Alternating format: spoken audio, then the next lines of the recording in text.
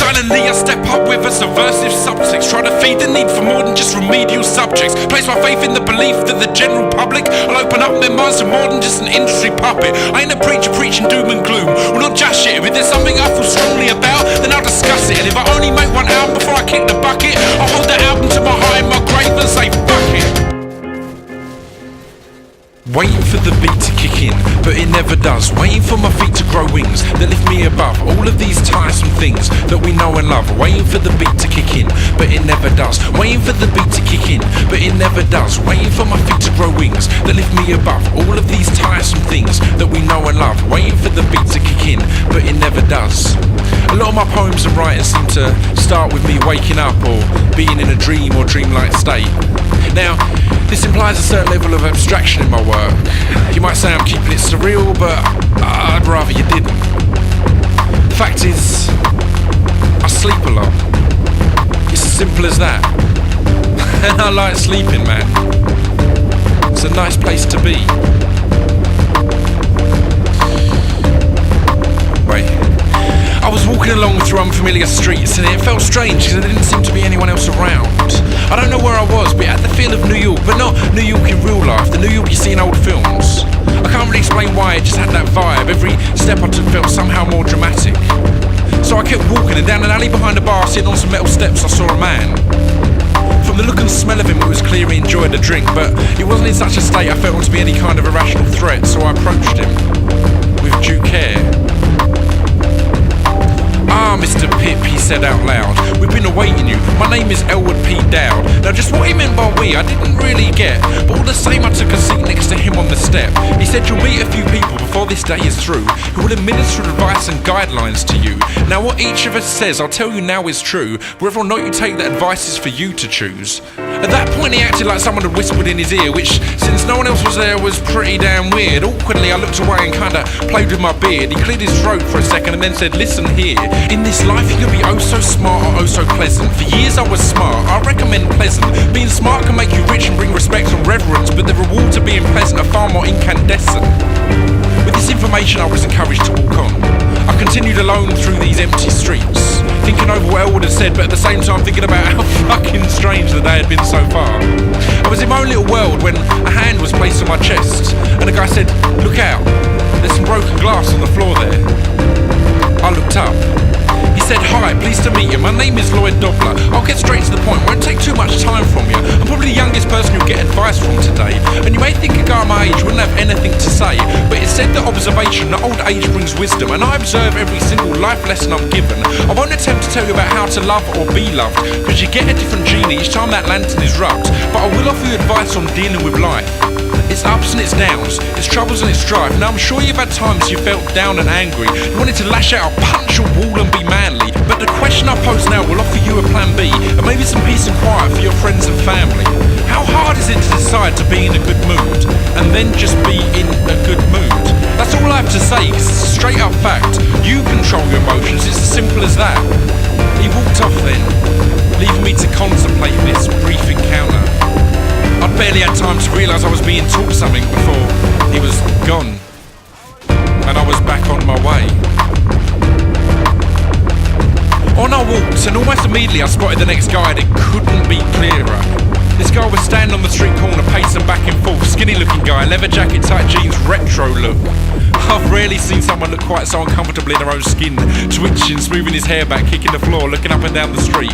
He clearly didn't enjoy waiting around, so I approached him quickly to put him out of his misery and to let him start his spiel. "Hi, my name is Billy Brown. I ain't gonna give you some quote. Instead, I'm gonna use some stuff that you wrote. Always had the feeling I could never be the villain, cause the villain in the films is always backlit. Always had the feeling I could never be the villain, cause the villain in the films is always backlit. Now I find it pleasing to defend myself with reason, but this clock is always sitting on my back. Tick, tick, tick. Then, no explosion, but persistence brings erosion. Like a picture overly exposed, and like a fox that's been run over in the rodent. Basically what I'm trying to say to you is you don't achieve anything by letting the past dwell within you. Getting all pent up and angry about stuff just eats away inside you. What's that other line of yours? If you can't forget. How's this? Forget forgiving and just accept, then that's it. See, that's how it's gotta be. Then you can fall in love, get on with your life and be free. Almost before he'd even finished that sentence, he was off down the street, hands in his pockets, hurrying away. Now quite accepting the totally surreal time I was having, I rounded the corner and continued on to my next encounter. Resigned to the fact this was some kind of dream or hallucination, I made my way through the now dark street to the one window that had a light on. I walked through the unlocked door, which incidentally had blinds down, a silhouetted figure like a film noir scene, but sadly no sign saying private eye. As I entered, a voice promptly said, "This journey's almost over, I'm the only one left. Allow me to introduce myself, my name is Walter Neff. The other guys have taught you things of great positive worth, but I'm afraid I'm here to bring you back down to earth. So you can live your life in control and be nice, but even that will not promise you a happy life. You may think yourself in general to be a nice guy, but I'm telling you now, that right there is a lie. Even the nicest of guys are some nasty within them. You don't have to be backlit to be the villain. Whether it be greed, lust, or just plain vindictiveness, there's a level of malevolence inside of all of us. You can paint yourself an image and live in your own little dream, but this ain't a dream, it's one big silver screen.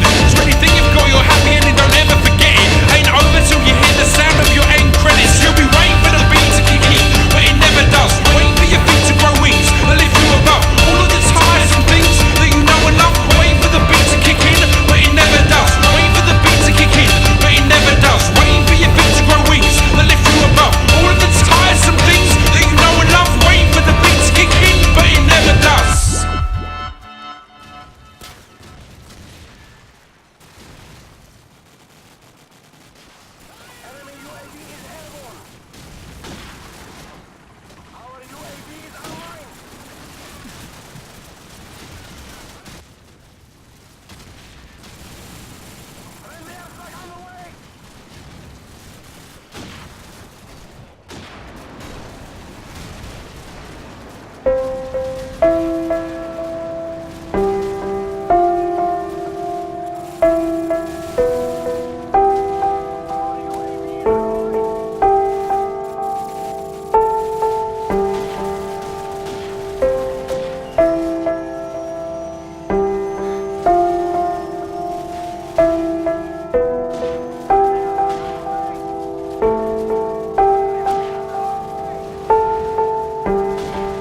She's had such a long day, and work has been stressful as she arrives home to me, weary and restful. She's had such a long day, and work has been stressful as she arrives home to me, weary and restful. To relax her, I lead her to lay on the bed and remove all the clothes from her waist to her head. To relax her, I lead her to lay on the bed and remove all the clothes from her waist to her head. My thumbs gently knead the base of her back, and my nails trace patterns, not leaving a scratch. My thumbs gently knead the base of her back, and my nails trace patterns, not leaving a scratch. My hands plot a wandering route up her spine, then onto her shoulders to help her unwind. My hands plot a wandering route up her spine and then onto her shoulders to help her unwind. I pray the emotion is taking effect as I lay a kiss upon the nape of her neck. I pray the emotion is taking effect as I lay a kiss upon the nape of her neck. She rolls onto her back, her eyes squinted and dreamy as I gaze at her smile and the beauty beneath me. She rolls onto her back, her eyes squinted and dreamy as I gaze at her smile and the beauty beneath me. I gently lean forward, presenting a kiss onto the lips so long I have missed. I gently lean forward, presenting a kiss onto the lips so long I have missed. When our eyes meet like this and it's just like before, we both instantly realise we need nothing more. When our eyes meet like this and it's just like before, we both instantly realise we need nothing more. I adjust to rest upon her sweet breast and on her torso more so. I adjust to rest upon her sweet breast and on her torso more so. In each other.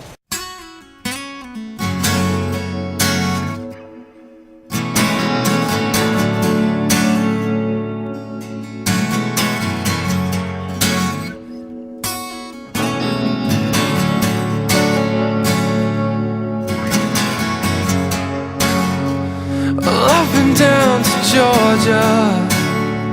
I've seen the streets in the West. I've driven